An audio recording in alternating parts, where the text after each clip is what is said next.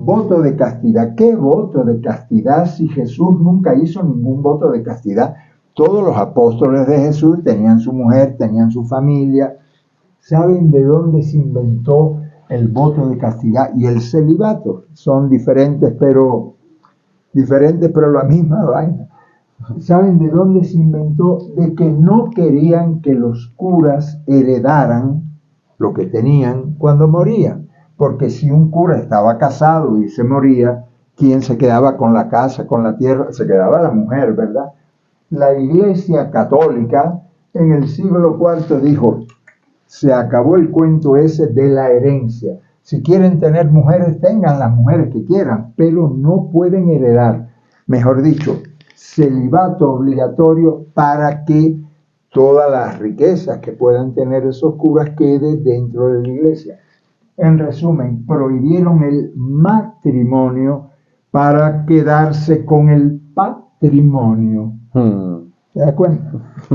El tercer voto de obediencia. ¿Qué voto de obediencia? Yo tuve algunos superiores inteligentes y yo tuve superiores tontos, idiotas, a quien tenía yo que obedecer.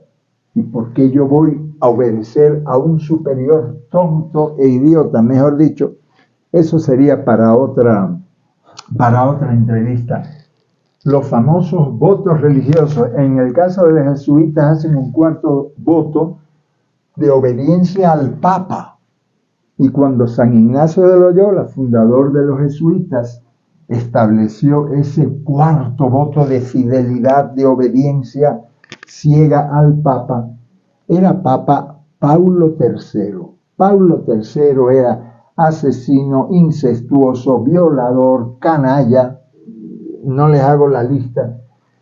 Y yo, seguidor de Jesús de Nazaret, voy a obedecer a un Papa, Paulo III, les hablo del siglo XVI, que era un sinvergüenza. No, pues, prefiero la limpieza, el mensaje lindo del reino de Dios que anunció Jesús de Nazaret. Me salí, como tú dices, colgué los hábitos y soy muy feliz. Nunca me he arrepentido de la decisión que tomé. Pepe, el diablo. Siempre el diablo está entre nosotros. Sí. Está aquí entre nosotros. Mejor dicho, que si estamos juntados con el diablo, diablos seremos también nosotros. Sí, dime con quién andas y te diré quién eres. Sí. Pepe, esta pregunta podría tener hasta, digamos, consecuencias, ¿no?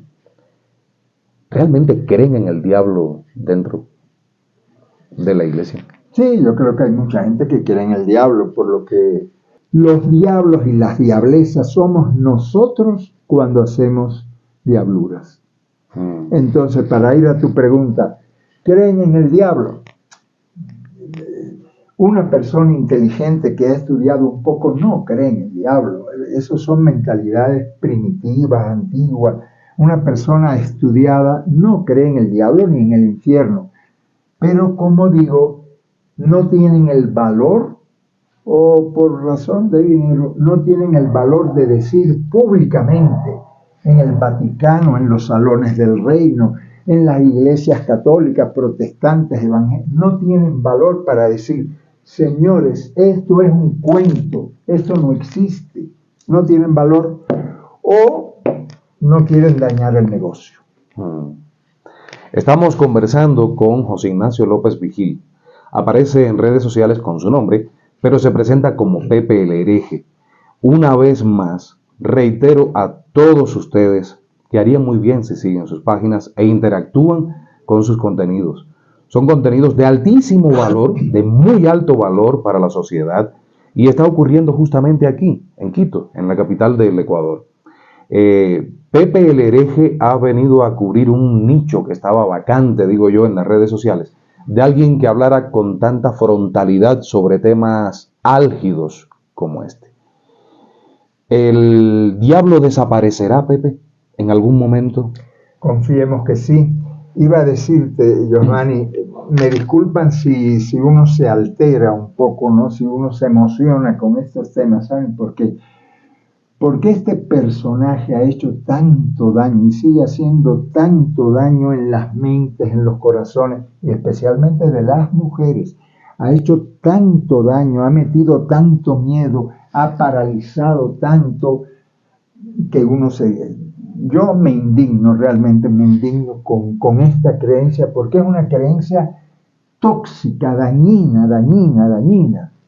Y para ir a tu pregunta, sí, yo confío que la juventud, si es que el planeta no se acaba antes por el colapso climático, si el planeta no se acaba antes, yo confío en gente joven que estudie, que lea, que sepa que esto es una tomadura de pelo para meternos miedo, para controlarnos y para sacarnos la plata.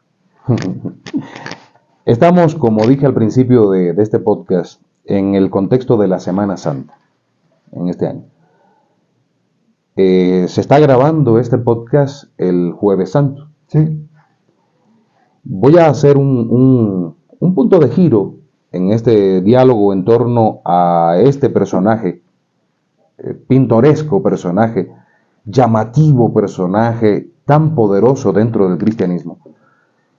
Voy a hacer un punto de giro aquí para hablar de algo relacionado con la figura central de la Semana Santa, que es Jesús de Nazaret. Primero que todo, una consulta, bueno, quiero que seas tú quien lo digas.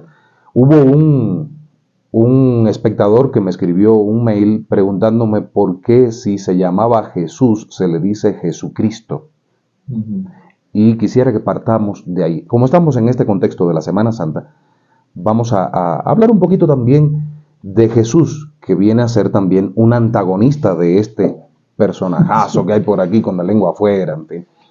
¿Por qué Jesucristo? A ver, Jesús se llamaba Jesús Yeshua en arameo, que era la lengua. Jesús se llama Jesús.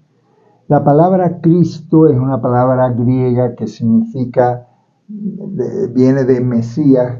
Cristo significa ungido, porque a los reyes en aquella época no le ponían le ponían también coronita, pero antes de ponerle la corona le echaban aceite por la cabeza, los ungían, de ahí viene la palabra Cristo, los cristificaban, les echaban aceite en la cabeza para ungirlos como reyes. Entonces, durante mucho tiempo el pueblo judío estuvo esperando a su Cristo, al Mesías. Tiene que venir un Mesías, un ungido, un nuevo rey que nos libre ¿de qué? Del imperio romano, que era el imperialismo que estaba sometiendo en tiempos de Jesús a el pueblo de Israel. Antes de los romanos vinieron los griegos, antes de los griegos vinieron. ¿Cuántos imperios nos sometieron a la tierra de Israel? Entonces estaban esperando eso, a un Mesías. Jesús fue un tipo tan buena gente. Jesús fue un anunciador del reino de Dios, pero el reino no llegó. Jesús estaba convencido de que él no iba a morir sin ver el reino de Dios. Y el reino de Dios que era, no era en los cielos, el reino de Dios es en la tierra.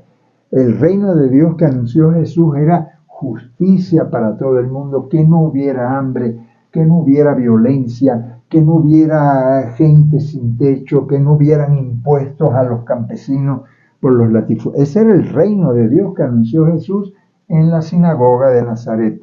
Él estaba convencido de que ya venía el reino de Dios. Y entonces cuando él muere y no llega el reino de Dios, sus amigos, su comunidad, sus amigas, sus discípulas, sobre todo las mujeres, María Magdalena y aquel primer grupo de mujeres dijeron: viene el reino de Dios, Jesús va a volver, no crean que se ha muerto, está vivo, ha resucitado. Y esa creencia comenzó a coger mucha fuerza y comenzaron a llamar: Jesús es el Mesías. Jesús nunca dijo que él era el Mesías ni el Cristo, nunca dijo eso. Incluso cuando Caifás le pregunta: ¿tú eres el Cristo que esperamos? Y la respuesta de Jesús es: eso es lo que tú dices, tú lo has dicho, tú dices eso. Jesús nunca se proclamó ni Mesías, y mucho menos Dios, ni Hijo de Dios, ¿verdad? Mm. Pero la primera comunidad sí, dijeron, entonces comenzaron a llamarlo Jesucristo, Jesús el Mesías, Jesús el ungido. Y Pablo de Tarso, sería otra historia hablar de Pablo de Tarso, comenzó a decir, es que Jesús fue no solo el Mesías, no solo el Cristo, sino el Hijo de Dios, mejor dicho, Dios. Y lo comenzaron a divinizar porque era tan buena gente Jesús de Nazaret, y lo mataron de una forma tan cruel, tan salvaje, que no aceptaban esa muerte, ese final de Jesús. Por eso lo llaman Jesucristo. Yo nunca lo llamo Jesucristo, ¿sabes por qué? Porque yo creo que Cristo, el Mesías, no es una persona. El Mesías siempre es colectivo.